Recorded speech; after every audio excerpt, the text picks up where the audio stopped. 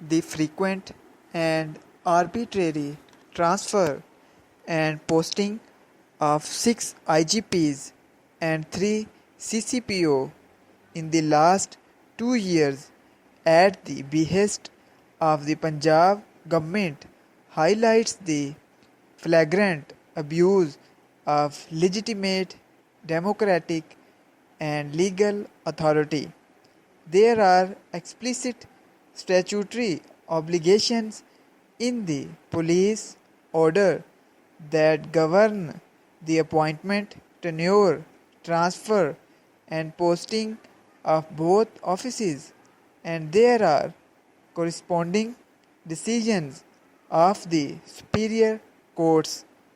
The Punjab government, however, is unwilling to fetter its police and continues to subvert the police order as well as court directions of the term of his post, and that removal would only be justified if there were compelling reasons within the parameters of the rule.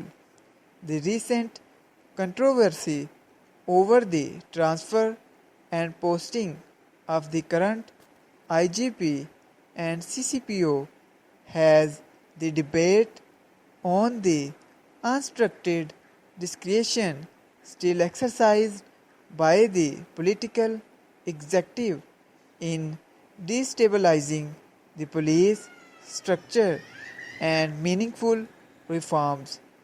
In this instance, too, as expected, all mandatory requirements laid down in the police order were floated, such as the security of the 3-year tenure. Further, the current IGP and CCPO were illegally appointed through a unilateral order of the Secretary of the Cabinet Division.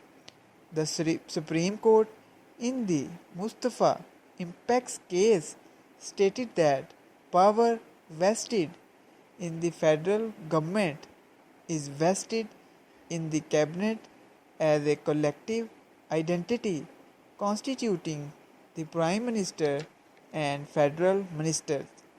The same principle is applicable to the provincial government, which constitutes the Chief Minister and provincial ministers.